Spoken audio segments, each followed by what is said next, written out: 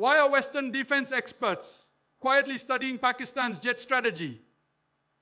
That is the question that has been stirring in military circles, think tanks, and intelligence briefings across the world. And it is a question that demands an answer far deeper than what headlines or political spin might provide.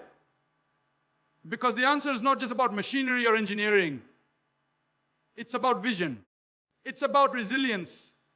It's about strategy that defies the odds. And it's about a nation that refuses to bow down in the face of pressure from global powers. While many may overlook the rising prominence of Pakistan in the realm of modern aerial warfare, those who understand the intricacies of defense know that something unique is unfolding. Let's begin by considering the JF-17 Thunder, a name that's no longer whispered in obscurity, but steadily gaining prominence in military aviation circles. This aircraft, co-developed by Pakistan and China, is far more than a symbol of bilateral cooperation.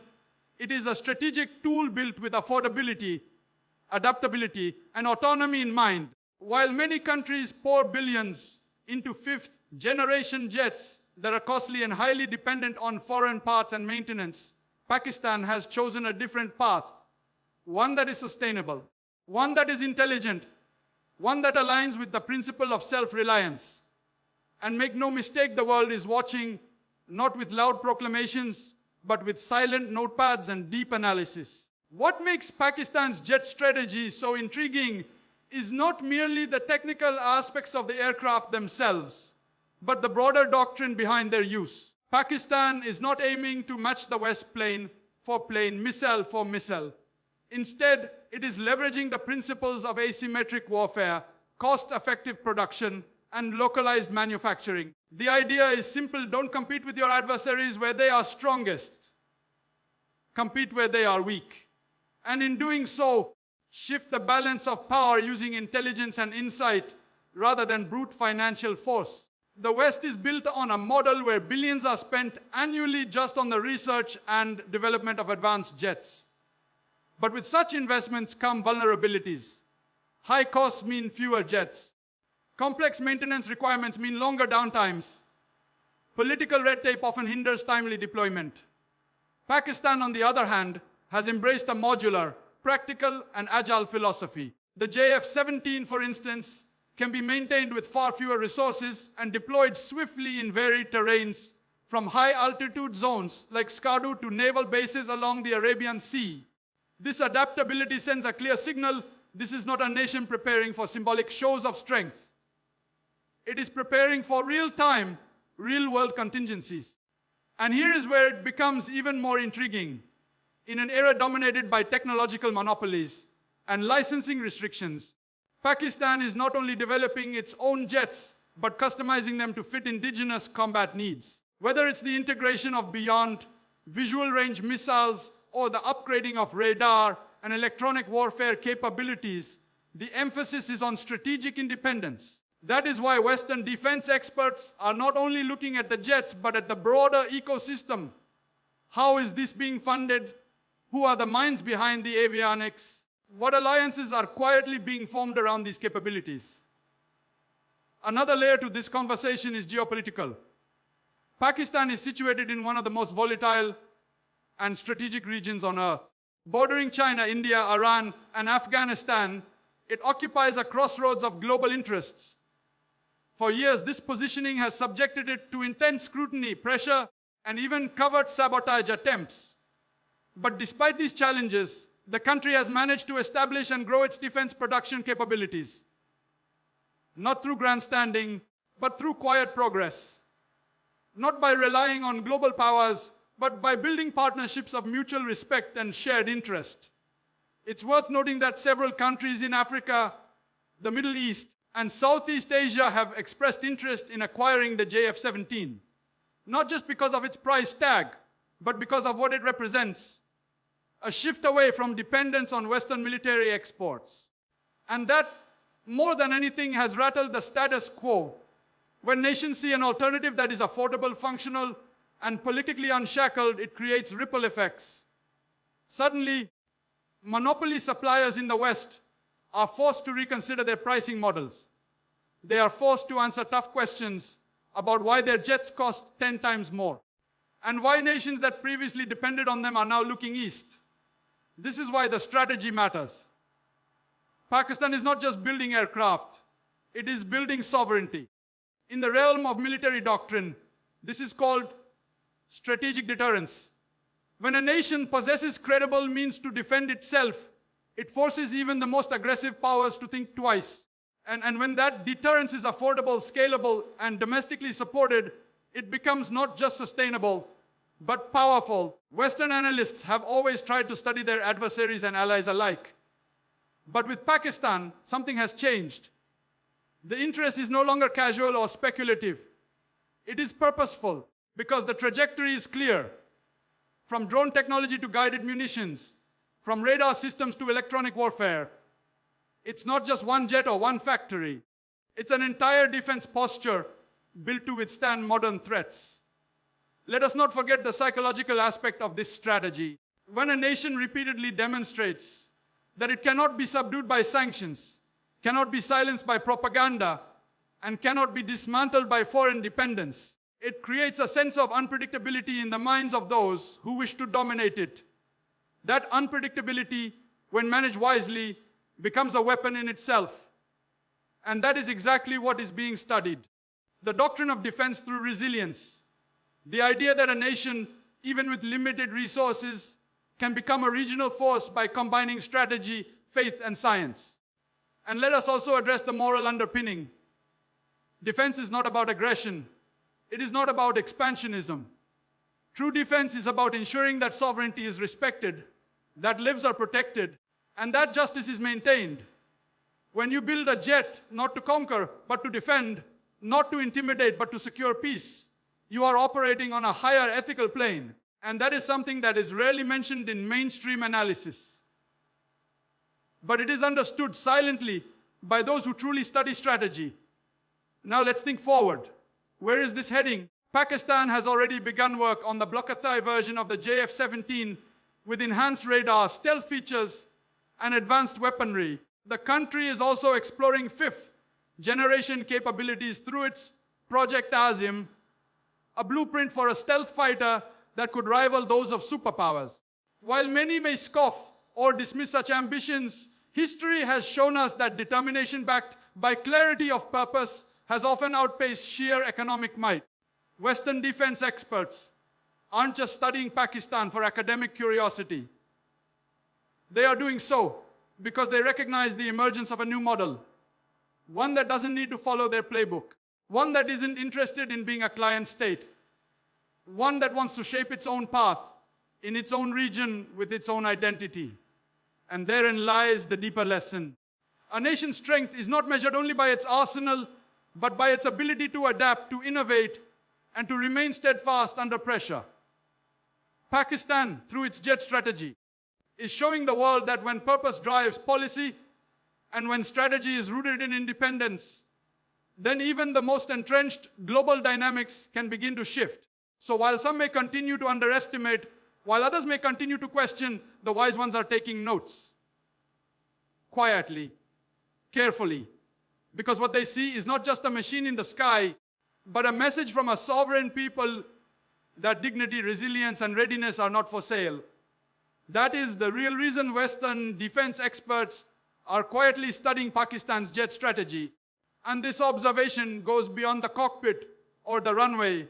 It extends into the policies, the doctrines, the training ecosystems, and the manufacturing infrastructures being developed. When a nation decides to break the chain of dependency, the ripple effects are far-reaching.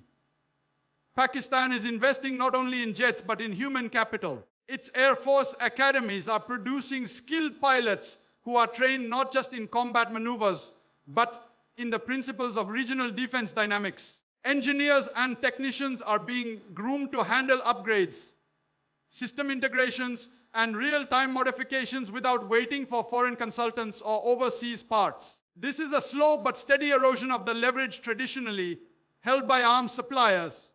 Moreover, the maintenance and lifecycle philosophy behind these jets also plays a significant role. The average Western jet may cost over 100 million per unit, with annual maintenance fees that can dwarf the budget of an entire military wing in a smaller country. But the JF-17 is built with an entirely different framework. It can be deployed, repaired, and maintained with local expertise. The turnaround time between missions is reduced. The logistics burden is lighter, and the operational autonomy increases significantly. This model is appealing not just to Pakistan, but to dozens of nations watching from the sidelines. Nations that are tired of being forced into military pacts, into arms deals where the fine print often holds more weight than the payload.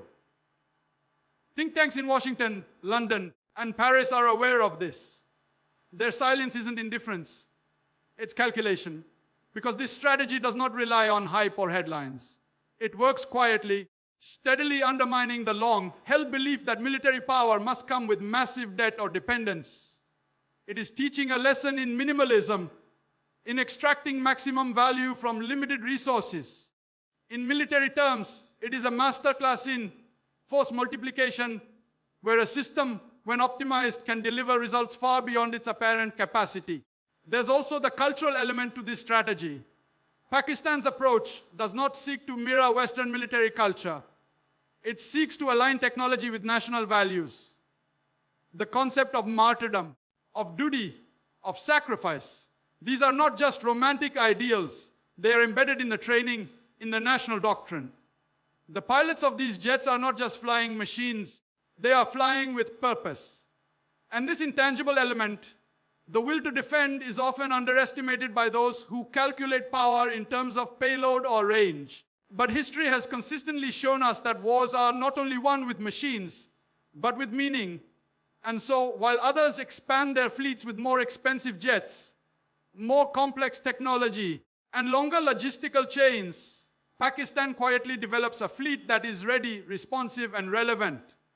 And it does this with an eye toward regional balance. It does not aim to become a global policeman or impose its doctrine on other nations. Its military buildup is defensive, not aggressive. But that defense is layered, mobile, and increasingly hard to predict. Let us also understand the global ramifications. The arms industry is one of the largest and most influential sectors in the world. For decades, it has operated under a few major suppliers controlling the flow of military technology. But Pakistan's model threatens that hierarchy, not by confrontation, but by offering an alternative rooted in affordability, independence, and pragmatism. This is why smaller nations, those struggling with budget constraints but eager to ensure their sovereignty, are watching closely. They see in Pakistan a blueprint, a way to build strength without surrendering political leverage. In recent military exercises, Pakistan has demonstrated its aerial capabilities in scenarios that mimic real-world threats. Not only has it shown agility and preparedness, but also the integration of locally developed technology, from precision, guided munitions to electronic countermeasures. And all this while still under economic pressures and external attempts to destabilize it diplomatically. That resilience is what Western analysts are really studying. How does a nation continue to innovate under pressure? How does it maintain focus when narratives are spun against it?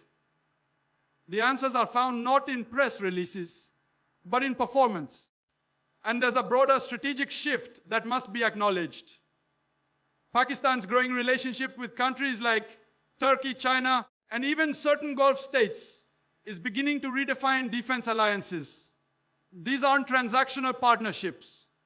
They are cooperative ventures where technology, training, and tactics are being shared and co-developed. It's no longer about buying weapons. It's about co-owning the development process. That is a shift that Western defense industries are deeply concerned about. Because once nations learn to build together, they are far less likely to buy blindly. These dynamics are creating a new geopolitical reality, one where the traditional monopolies on defense technology are being dismantled, not through confrontation, but through quiet competence. Pakistan is not broadcasting its advancements with grand displays. It doesn't need to, because power that is real doesn't need to shout. It simply exists, and others feel it. So when experts in defense establishments across the West examine Pakistan's jet strategy, they're not just studying flight mechanics. They are decoding a mindset that says, we will not be dictated to, we will not compromise our autonomy, and we will find a way even when every door seems closed. That mindset is not just relevant to military strategy, it is a lesson in national character. And perhaps that's what makes it so compelling as development continues towards stealth capabilities, domestic engine production, and indigenous avionics. The message becomes clearer: the reliance on foreign suppliers is no longer a necessity. It is a choice. And Pakistan is choosing something different, something durable, something that reflects a deeper understanding of modern warfare, not just as a contest of technology, but as a test of will, wisdom, and direction. Even as drone warfare, satellite surveillance, and cyber capabilities become more dominant, the relevance of an air force that is both versatile and independent cannot be overstated. It offers not only defense, but diplomacy. It sends a message to allies and adversaries alike. This is a country that stands prepared, not only with hardware, but with resolve. And what of the future? The next few years will likely see further breakthroughs in AI, assisted targeting, data link communication, and stealth configuration in Pakistan's defense programs. These are not pipe dreams. These are projects already underway. And each success builds upon the last, not just in terms of capability, but in terms of credibility. And credibility in the defense world is currency. As geopolitical fault lines shift, whether in the Middle East, South Asia, or Central Asia, Pakistan's ability to navigate and assert itself through a robust, autonomous air defense strategy will become even more critical. It no longer plays the role of a reactive state, simply responding to threats. It is proactively shaping its environment, securing its interests, and demonstrating that strategic clarity can overcome technological disparity. And as this transformation unfolds, it becomes more evident that the traditional metrics used by Western analysts to assess military strength are no longer sufficient. They were built on the assumption that power correlates directly with money, with the number of aircraft carriers, or the volume of weapons procured. But Pakistan's strategy rewrites that equation. It shows that with the right intent, indigenous capability, and a clear vision, a nation can stand shoulder to shoulder with those who were once considered far beyond its reach. Even in terms of aerial doctrine, Pakistan is moving beyond conventional formations. The integration of unmanned aerial vehicles alongside manned jets in joint operations, the real-time data fusion across squadrons, and the adaptive tactics used in simulation-based war games all point to a defense force that is evolving quickly and silently. The West has spent decades perfecting these systems, often with layers of bureaucracy that slow innovation. But Pakistan, having less to lose and everything to gain, has embraced agility. That agility allows them to test, refine, and implement faster. There's also an educational revolution happening behind the curtain. Local universities, defense think tanks, and engineering institutes are working hand in hand with the military to produce not just personnel, but pioneers. These students aren't being trained to follow, they're being trained to lead. They're being taught that excellence in defense doesn't come only from mimicking the West, but by studying, innovating, and building solutions suited to their own topography, economy, and regional realities. That educational empowerment is perhaps the most underrated component of this entire JET strategy, because it plants the seeds of long-term sovereignty. And then comes the element of digital warfare. In today's battlefields, superiority isn't achieved by metal and missiles alone.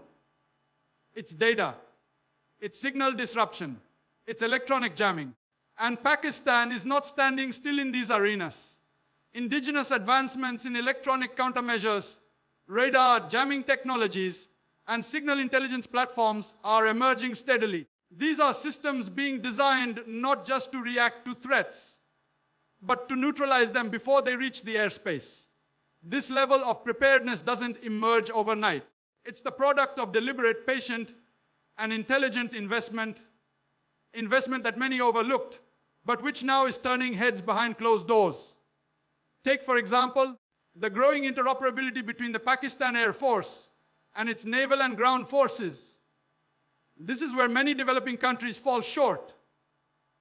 They lack seamless communication between branches. But Pakistan is slowly bridging that gap, creating a coordinated service doctrine where air support can be dynamically rerouted, mission profiles altered mid-flight, and battlefield intelligence disseminated across units in real time. These are the marks of a modern military. These are the developments that defense experts observe with furrowed brows, not because they are flashy, but because they are effective.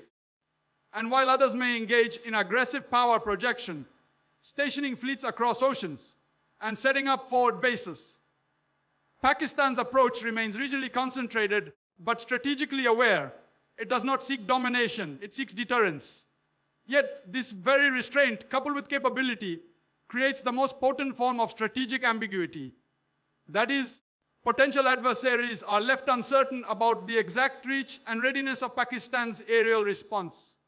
And uncertainty, in military terms, is a powerful deterrent. One must also look at the broader symbolism of this progress.